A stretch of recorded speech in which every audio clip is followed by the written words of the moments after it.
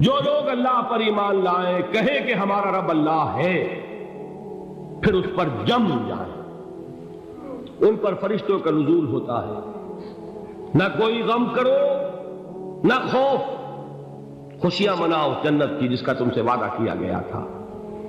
اللہ کی ربوبیت پر اطمینان جب انسان کو ہو جاتا، میرا رب اللہ ہے، ربی اللہ، انسان کے لیے نہ کوئی کھٹکا، نہ کوئی خطرہ، نہ کوئی خوف، نہ کوئی حزن۔ جو کچھ ہو رہا ہے کس کے اذن سے ہو رہا ہے؟ اللہ کے اذن سے۔ اللہ کے اذن کے بغیر پتہ تک نہیں ہلتا۔ یہ کوئی اندھا بہرا مادہ نہیں ہے جس سے مجھے کوئی خوف ہو۔ اندھا بھینسا چلا رہا ہو اس سے تو ڈرنے کا ہر انسان کو ڈرنا چاہیے، نہ معلوم کس کو ٹکر مار دے۔ لیکن نہیں، اس کائنات کو چلانے والا ایک سمیع و بصیر خدا ہے۔ وہ جو میرا دوست ہے، میرا ولی ہے، اللہ ولی الذین آمنوا یخرجہم من الظلمات الی النور۔ اللہ اہل ایمان کا ولی ہے، ساتھی ہے، پشت پناہ ہے، مددگار ہے، حمایتی ہے۔ بتائیے جسے یقین ہو جائے کہ اللہ میرا مددگار، اللہ میرا محافظ، اللہ میرا پشت پناہ، اللہ میرا حمایتی، اس کے لیے کوئی خوف ہوگا؟ اس سے کوئی ڈر ہوگا؟ میں مثال دیا کرتا ہوں ایک بہت سادہ، پنجاب کے دیہات کی۔ تو بڑا چودھری ہے اور کوئی غریب کسان ہے۔ اس غریب کسان کے جانوروں کو ہر وقت اندیشہ ہوگا چوری کا، کوئی میری بھینس کھول کر نہ لے جائے، کوئی میرا بیل کھول کر نہ لے جائے۔ لیکن جس کے بارے میں یہ سب کو معلوم ہو کہ وہ جو بڑا چودھری ہے وہ اس کا دوست ہے، اس کی بچیا کو کوئی خوف ہوگا؟ اس کی بھینس پر کوئی ہاتھ ڈالے گا؟ اسے کوئی اندیشہ ہوگا؟ نہیں۔ کیوں؟ کہ وہ بڑا چودھری، بڑا اس کا یہاں کا سردار، جاگیردار، سب کو معلوم ہے وہ میرا دوست ہے، کوئی میرے خلاف اقدام نہیں کر سکتا۔ اس دنیا میں یہ چھوٹی سی بات اگر آپ کے دلی اطمینان اور سکون کا باعث بن سکتی ہے تو ذرا تصور کیجئے۔ میں لفظ تصور استعمال کروں گا صرف اس لیے کہ اس کا ہم جس کو کہتے ہیں ادراک اور شعور کر نہیں سکتے، اگر کے ساتھ کر سکتے۔ اگر یقین ہو کہ اللہ میرا مددگار اور یقین ہو کہ اللہ ہر آن میرے ساتھ ہے، پھر کوئی خوف؟ کس کا خوف؟ کوئی شے اللہ سے بالا تر ہے؟ کوئی قوت اس سے زیادہ طاقتور ہے؟ کوئی اس کے ارادے کو بدلنے والا ہے؟ کوئی اس کی مشیت کے آڑے آنے والا ہے؟ یہی بات ہے جو حضور نے فرمائی، یہ ایمان کا حاصل ہے لب لباب، کہ دیکھو اچھی طرح اس بات کو ذہن نشین کر لو، اگر تمام انسان مل کر تمہیں کوئی نقصان پہنچانا چاہے نہیں پہنچا سکتے، مگر جو کچھ اللہ نے لکھ دیا ہو، اور تمام انسان مل کر تمہیں کوئی نفع پہنچانا چاہے نہیں پہنچا سکتے، مگر وہ شے جو اللہ نے طے کر دی۔ آپ پھر میں کہوں گا ذرا تعریف کیجئے، اسے فرض کیجئے، اسے سوچئے۔ اگر اس حدیث پر ہمارا دل ٹھکا ہوا ہو تو کسی سے ڈر ہوگا؟ یہ مجھے نقصان نہ پہنچا دے، یہ میری رپورٹ خراب نہ کر دے، یہ میری انکریمنٹ نہ رکوا دے، یہ میرا یہ نہ بگاڑ دے، یہ میرے یہ نقصان نہ پہنچا دے۔ اس کا ڈر، اس کا ڈر، اس کا خوف، اس کی خوشامد، اس کے لیے جا کر طرح طرح سے اپنی عزت نفس کو ذلیل کروانا اس کے سامنے، یہ سب کچھ کیوں کرتا ہے انسان؟ جب سمجھتا ہے کہ اس کے ہاتھ میں میرا کوئی نفع ہے، اس کے ہاتھ میں میرے لیے کوئی ضرر ہے، یہ مجھے کوئی غضب پہنچا سکتا ہے، یہ مجھے کوئی نقصان پہنچا سکتا ہے، یہ میرا کوئی کام بنا سکتا ہے، یہ میری کوئی ضرورت پوری کر سکتا ہے، اسی کا نام شرک ہے۔ جہاں آپ نے یہ سمجھا کہ غیر اللہ کے اندر کوئی طاقت موجود ہے، وہی شرک ہے۔ بتوں سے تجھ کو امید ہے، خدا سے نومیدی، مجھے بتا تو صحیح اور کافری کیا ہے؟ شرک تو یہ ہے۔ جس پر بھی تمہیں یہ خیال ہے، کلمہ ہے یہ کلمہ سوم، لا حول ولا قوت الا باللہ، ذرا اس پر دل کو کبھی اگر آپ تصور کریں، پھر فرض کریں، دل ٹھک جائے، اس پر کوئی طاقت نہیں۔ یہی بات تھی جو شیخ عبد القادر جیلانی رحمۃ اللہ علیہ نے اپنی وصیت میں اپنے بچے سے کہی. 11ویں دینے والے ہیں، لیکن حضرت شیخ عبد القادر جیلانی کی وصیت اور تعلیمات کو کتنے لوگ ہیں جانتے ہیں؟ یہ جن مقامات تک پہنچے ہیں وہ کس چیز کی بدولت پہنچے؟ انہوں نے جو پیغام دیا وہ کیا تھا؟ اے میرے بچے، جس طریقے سے قرآن مجید میں حضرت لقمان کی نصیحتیں جو ہے نقل کر دی گئی ہیں، میں یہ عرض کروں گا بالفرض اگر قرآن حضرت عبد القادر جیلانی کے بعد نازل ہوا ہوتا تو شیخ عبد القادر کی یہ نصیحتیں بھی قرآن میں درج ہوتی. اتنی اونچی نصیحتیں ہیں. اے میرے بچے، اس حقیقت کو ذہن نشین کر لے، لا فاعل فی الحقیقت ولا مؤثر الا اللہ. اس کائنات میں نہ کوئی فاعل حقیقی ہے نہ مؤثر حقیقی ہے سوائے اللہ. کسی شے میں کوئی تاثیر نہیں اگر اللہ نہ چاہے. آگ جلا نہیں سکتی اگر اللہ نہ چاہے. پانی ڈبو نہیں سکتا اگر اللہ نہ چاہے. زہر ہلاک نہیں کر سکتا اگر اللہ نہ چاہے. کوئی چیز فائدہ نہیں پہنچا سکتی اگر اللہ نہ چاہے. تو در در پہ کیوں سر جھکاتے ہو؟ در در پر کیوں جبیں سائی کرتے ہو؟ سب کے سامنے کیوں ہاتھ پھیلاتے ہو؟ ایک اللہ سے مانگو. ایک اللہ کے سامنے زمین پر اپنی جبین رکھو. لا فاعل فی الحقیقت ولا مؤثر الا اللہ. نظر آتا ہے ہمیں کہ پانی پیاس بجھا دیتا ہے. پیاس بجھانے کی صلاحیت پانی میں نہیں ہے، اللہ کے اذن سے. کھانا بھوک مٹا دیتا ہے.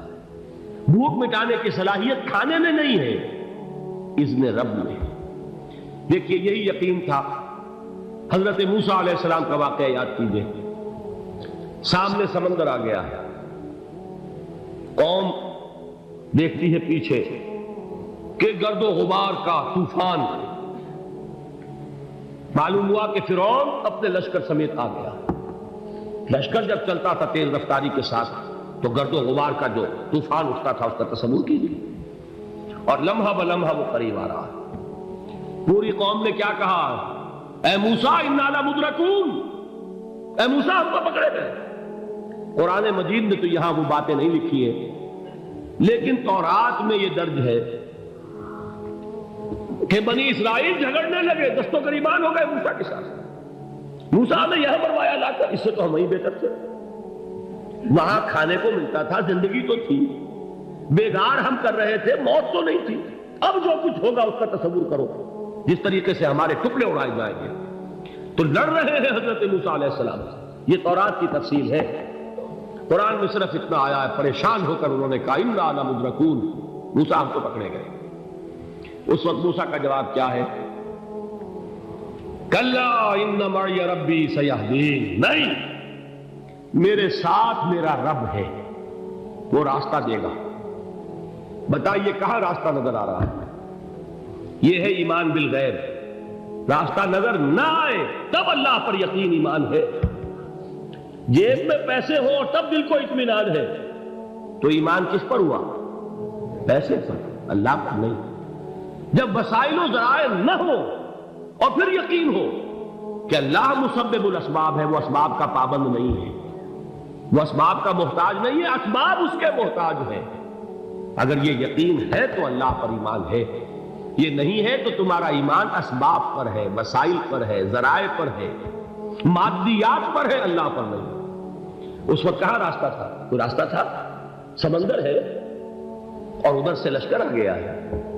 کلا ان معی ربی سیہدین. اب دیکھیے ایمان کہہ دینا آسان ہے، ہوا معکم اینما کنتم. جہاں کہیں بھی تم ہوتے ہو اللہ تمہارے ساتھ ہوتا ہے. لیکن اس کا یقین قائم ہو جائے تو زمین و آسمان کا فرق واقع ہو جائے. یہی بات ہوئی حضور کے ساتھ. غار ہے، چھپے ہوئے ہیں محمد رسول اللہ اور آپ کے وہ یار غار ابو بکر صدیق رضی اللہ تعالی عنہ. اقبال نے حضرت ابو بکر کی شان میں چند اشعار کا سلسلہ، لیکن واقعہ یہ ہے کہ بھاری بھاری نظموں پر اور قصیدوں پر بھاری ہے. طویل ترین نظمیں اور قصیدے ہوں ان پر بھاری ہے. ہمت ابو بکر کی ہمت جو ہے کشت ملت را چو ابر، جیسے بارش سے کھیتی اپجتی ہے، ابو بکر کی ہمت اور عزیمت اس امت کو اسی طرح سینچنے والی ہے۔ ثانیے اسلام و غار و بدر و قبر، وہ دوسرے تھے اسلام میں، دوسرے پہلے کون تھے؟ انا اول المومنین، حضور فرماتے ہیں سب سے پہلا ایمان لانے والا میں، دوسرے ابو بکر۔ ویسے ہمارے ہاں یہ چلتا ہے اختلاف، حضرت علی پہلے ہیں کہ حضرت ابو بکر پہلے ہیں، لیکن اس میں بڑی خوبصورت تطبیق قائم کی ہے علماء نے، اور بہت صحیح ہے۔ چار کے بارے میں فیصلہ ہی مت کرو کہ کون پہلے ہے، ان کی ایک عجیب تقسیم کر دی ہے۔ آزاد مردوں میں، بالغ مردوں میں سب سے پہلے ابو بکر، بچوں میں سب سے پہلے علی، خواتین میں سب سے پہلے خدیجہ، اور غلاموں میں سب سے پہلے زید بن حارثہ۔ بڑی پیاری تقسیم ہے، یہ چاروں ہی پہلے ہیں، ہر ایک کے لیے اولیت ہے۔ اور واقعہ یہ ہے کہ اگر زمانی اعتبار سے تعین ہوگا تو پہلے خدیجہ الکبریٰ آئیں گی رضی اللہ تعالی عنہ۔ کسی اور سے بات کرنے کی نوبت بعد میں آ سکتی ہے، پہلے تو اہلیہ محترمہ سے بات ہوئی، آتے ہی پہلی وحی ہوئی ہے، ابھی تبلیغ کا حکم نہیں تھا۔ کس کو بتایا واقعہ؟ ابھی اپنی نبوت کی تبلیغ کا تو حکم ہی نہیں آیا۔ واقعہ کس کا ہے؟ وہ خدیجہ کا ہے۔ جب کہا ہے کہ خشیت علی نفسی، مجھے اپنی جان کا اندیشہ ہے، تو کیا جواب دیا خدیجہ نے رضی اللہ تعالی عنہا؟ وہ صدیقۃ الکبریٰ ہے۔ صدیقات جو ہے خواتین، ان میں چوٹی پر خدیجہ الکبریٰ ہے رضی اللہ تعالی عنہا، اور صدیق جو مرد ہیں ان میں صدیق اکبر ہے ابو بکر صدیق رضی اللہ تعالی عنہ، لیکن صدیقات میں چوٹی پر۔ جب حضور نے فرمایا خشیت علی نفسی، کیا فرمایا؟ کیا عرض کیا؟ کیسے تسلی دی؟ نہیں، اللہ آپ کو ضائع نہیں کرے گا، آپ غریبوں کے ہمدرد ہیں، آپ مساکین کے تکالیف رفع کرنے والے ہیں، آپ بیواؤں کی سرپرستی کرتے ہیں، آپ مسافروں کی خدمت کرتے ہیں، اللہ آپ کو ضائع نہیں کرے گا۔ یہ یقین ہے اس خاتون کے اندر۔ خیر وہ ایک علیحدہ بات ہو جائے گی۔ میرے دل پر حضرت خدیجہ رضی اللہ تعالیٰ عنہ کی شخصیت کا بڑا گہرا نقش ہے، جو وہ کوئی اور ہی وقت اور موقع ہوا تو بیان ہوگا۔ بہرحال اقبال نے ایک مصرے میں جو چار اولیتیں جمع کر دی ہیں، ہمت او کشت امت را چو ابر، ثانی اسلام و غار و بدر و قبر۔ اسلام میں حضور کے بعد پہلے کون؟ ابو بکر۔ غار میں حضور کے ساتھ کون؟ ابو بکر۔ بدر کی رات اللہ کا رسول سر بسجود، وہ جھاڑ، وہ گھاس پھوس کی جو جھوپڑی بنائی گئی تھی، اور وہاں تلوار ننگی لے کر پہرا دینے والا کون؟ ابو بکر۔ اور اس حجرہ عائشہ میں محمد کے بعد سب سے پہلے دفن ہونے والا کون؟ ابو بکر رضی اللہ تعالی عنہ صلی اللہ علیہ وسلم۔ وہ جو معاملہ میں سنا رہا تھا غار ثور کا، حضرت ابو بکر بھی حضور کے خیال سے لرز گئے ہیں۔ آپ کو یاد ہوگا کہ جا کر پہلے تمام جتنے سوراخ تھے انہیں بند کیا، ایک سوراخ رہ گیا تھا جس کو بند کرنے کے لیے کوئی کپڑا نہیں تھا، وہاں اپنی ایڑی رکھی ہے، تب کہا ہے حضور سے تشریف لائیے، اور اپنے زانو پر حضور کو لٹایا ہے، اور وہاں کسی موذی جانور نے کاٹا ہے، حضور کی آنکھ لگ گئی تھی، اس وقت اس بل کے اندر جو بھی بچھو ہے کیا ہے واللہ عالم، اس نے کاٹا ہے، اس کی تکلیف کی وجہ سے ابو بکر کی آنکھوں سے آنسو ٹپک گئے، حضور کے چہرے مبارک پر پڑے ہیں، تو حضور جاگے ہیں، معاملہ کیا ہے؟ ایڑی نہیں ہٹائی وہاں سے، مبادا وہ جانور وہاں سے نکل کر محمد الرسول اللہ کو کوئی گردن پہنچا دے، ابو بکر کی ایڑی ہے، جس طرح چاہے کھا لے، ختم کر دے، جان نکل جائے تب کوئی آنچ آئے، محمد پر تو آئے، لیکن جیتے جی نہیں۔ وہ ہے ابو بکر۔ حضور کے خیال سے اس وقت حضور نے پھر اپنا لعاب دہن لگایا ہے، اور اس سے پھر آپ کی تکلیف ختم ہوئی۔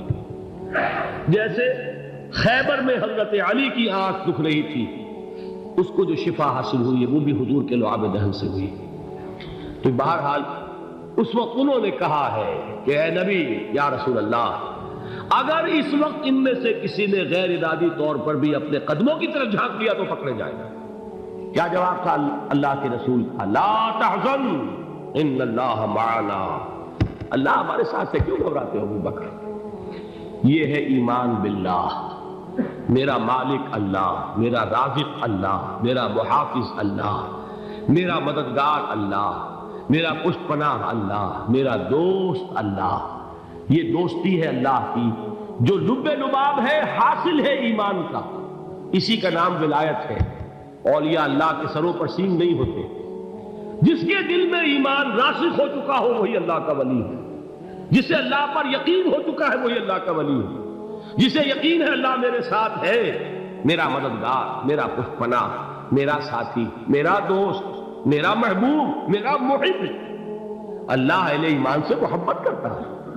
واللہ یحب الصادقین، ان اللہ یحب الذین یقاتلون فی سبیلہ صفا کانہم بنیان مرصوص۔ اللہ محبت کرنے والا، اہل ایمان محبوب، اور اہل ایمان محبت کرنے والے اللہ محبوب۔ والذین آمنوا اشد حبا للہ۔